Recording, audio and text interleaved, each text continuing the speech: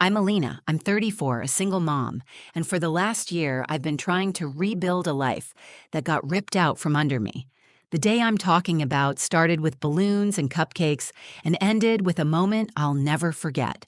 The kind of moment that pulls your spine straight and makes you realize your silence can be stronger than someone else's scream. My son, Micah, had been counting down to his 10th birthday for weeks. He's quiet, thoughtful, and loves helping me in the kitchen. The two of us had been planning his party together, just close family, a few of his friends from school, some streamers, and a chocolate cake he insisted we decorate with blue frosting and marshmallows. It was supposed to be simple, safe, our kind of celebration. But then my ex-husband, Derek, said he was coming, and he wasn't coming alone. He told me 2 days before, like he was doing me a favor. "Sierra wants to meet Micah's family. I think it's time," he said. Just like that, no conversation, no asking if I was okay with it. I swallowed hard and nodded, even though everything inside me screamed no. Derek left me after 12 years of marriage. One day we were planning a family vacation. The next he was moving into an apartment downtown. A few months later, he posted pictures online with Sierra, her hand on his chest, diamond ring flashing like a warning sign. So, yeah, I knew this day would come. I just didn't think it would be that day. When they walked in, I felt the energy shift. Micah ran over to hug his dad. Sierra followed a few steps behind, heels clicking on the floor like she was walking into an interview she planned to win. She wore a tight white dress, not a wrinkle in sight.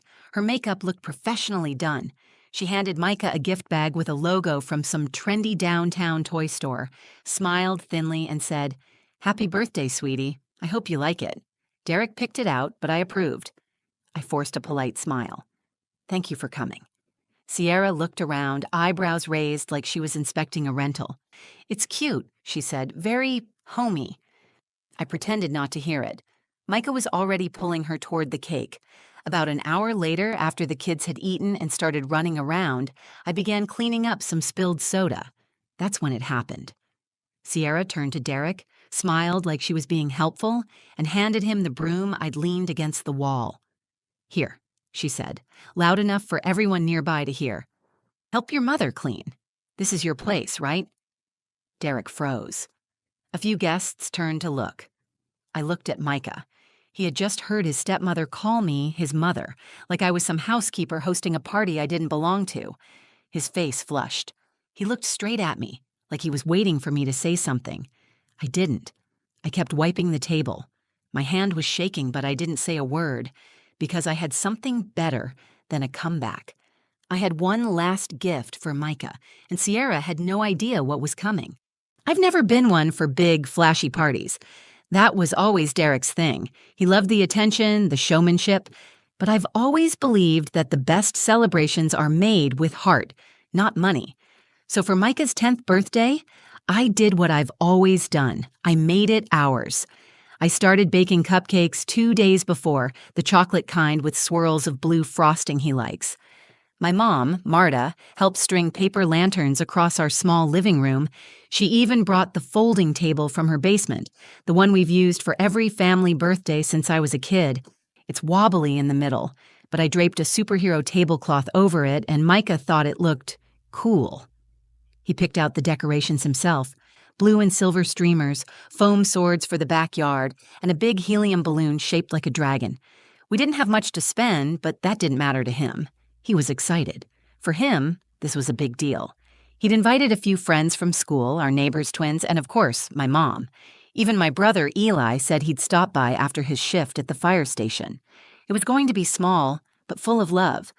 I could feel it in the air that morning, Micah's joy, that rare, unfiltered kind of happiness kids have when they wake up on their birthday. He jumped onto my bed holding a wrapped box in his hands. "You can't open it until tonight," he said. "It's a surprise." I hugged him close. "You're the one turning 10. I should be giving you surprises." "I already have mine," he said. "You." That's the kind of kid Micah is. Kind, thoughtful, and older than his years. Since Derek left, he's been my anchor in ways I never expected. He sees things. He feels when I'm sad, even when I pretend I'm not. He tries to be strong for me.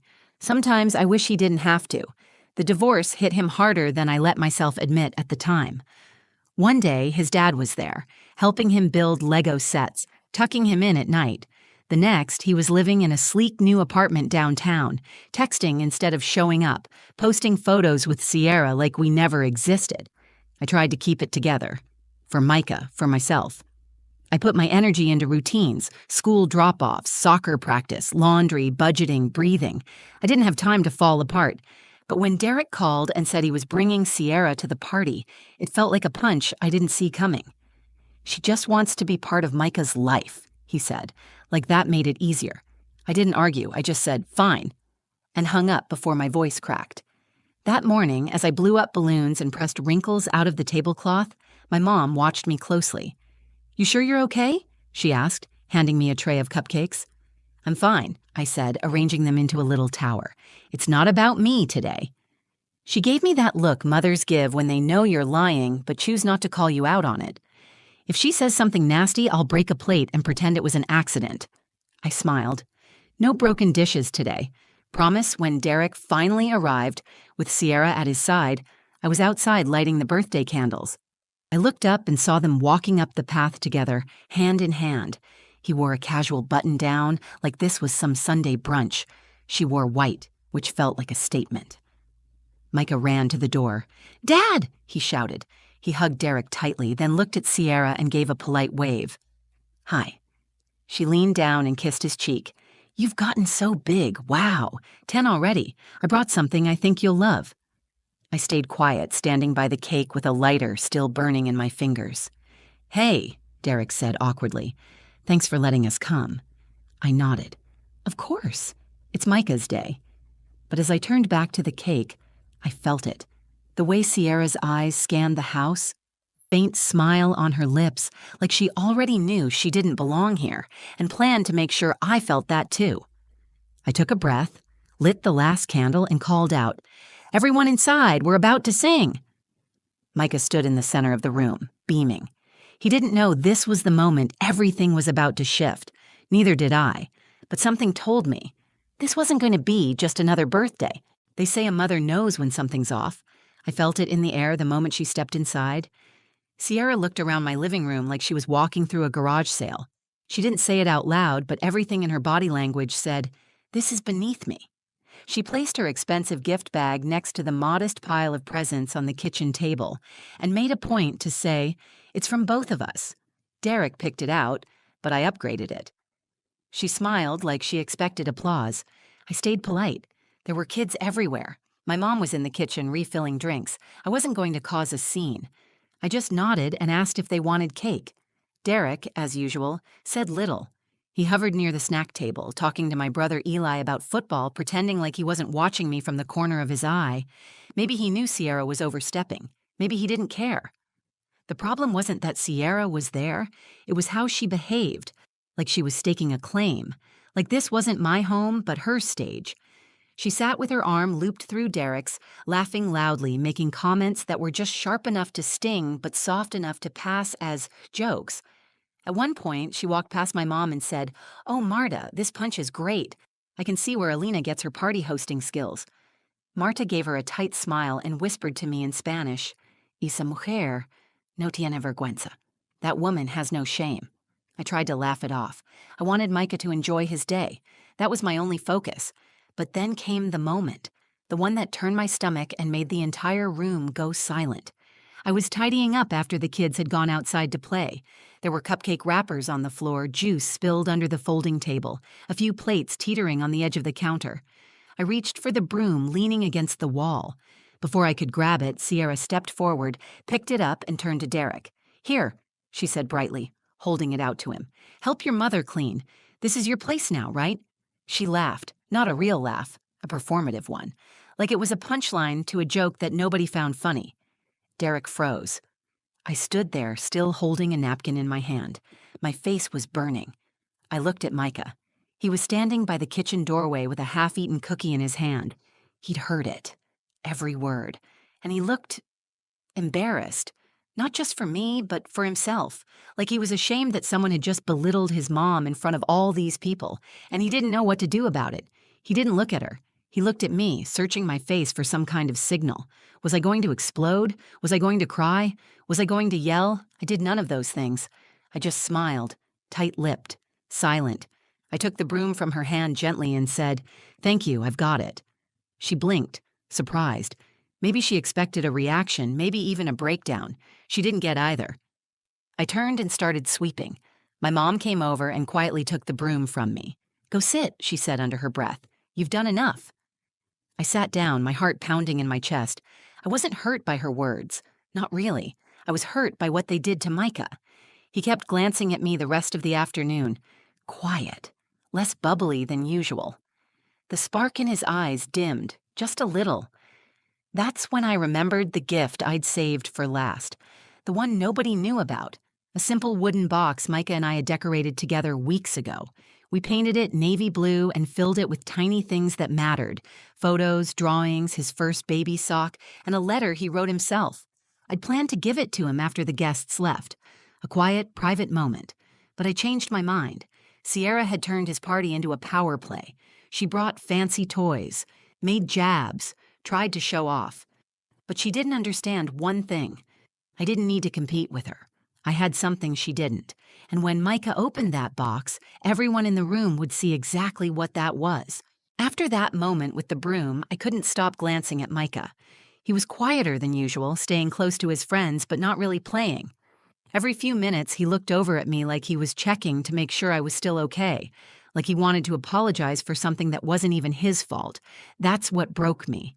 Not Sierra's words, not Derek's silence, but the way my son shrunk into himself, the kind of damage that doesn't leave bruises but leaves marks anyway.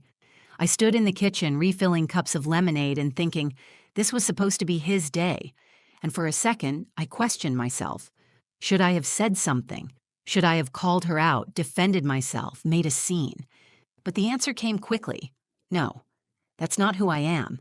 And more importantly, that's not the lesson I want to teach my son. I don't want him to learn that power comes from yelling louder or humiliating someone back. I want him to understand that strength comes from knowing your worth and not needing to prove it. That's when I knew exactly what to do. I went to my bedroom, opened the top drawer of my dresser, and pulled out the small gift I had saved just for Micah. It was a box. Navy blue, about the size of a shoebox. He and I had painted it together on a rainy Saturday a few weeks earlier. We'd used little stencils to write his name across the top in gold letters. Inside were things that wouldn't mean much to anyone else, but meant the world to us. A family photo from before the divorce, a tiny green plastic dinosaur he used to carry in his pocket, a pressed flower he picked for me last Mother's Day, and at the very bottom, a folded letter he had written, unprompted, when he was supposed to be doing homework. I hadn't read it yet. He'd told me it was for later. I stood there for a long minute, holding that box, staring down at the gold letters, and suddenly it felt heavy, not physically but emotionally, because I knew this was the moment, the one Sierra could never buy her way into, the one Derek couldn't fake, the one no expensive gift could compete with. I walked back out, holding it close to my chest. The kids were finishing cake. Parents were chatting. Sierra was sipping a glass of sparkling water like she was bored at a work event. Micah saw me and smiled, that small, real smile he gives when he knows something special is happening. "Come here, baby," I said softly. "I have one more gift for you." He walked over, curious. I could feel the room quiet a little, just from the change in my tone.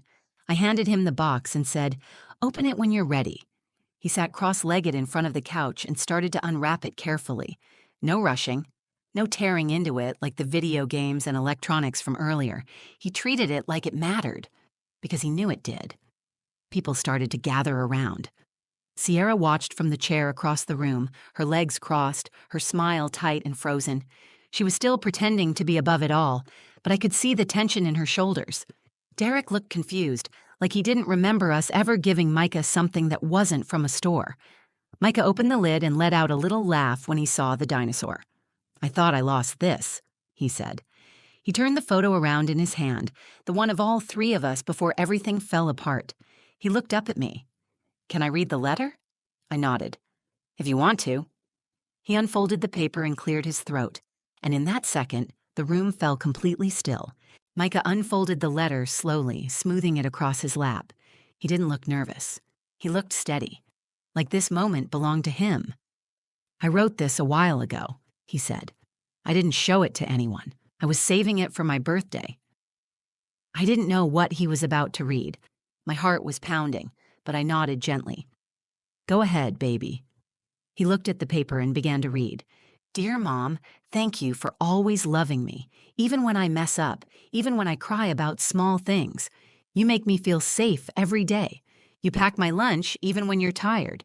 You come to every soccer game, even when it rains. I know sometimes you're sad.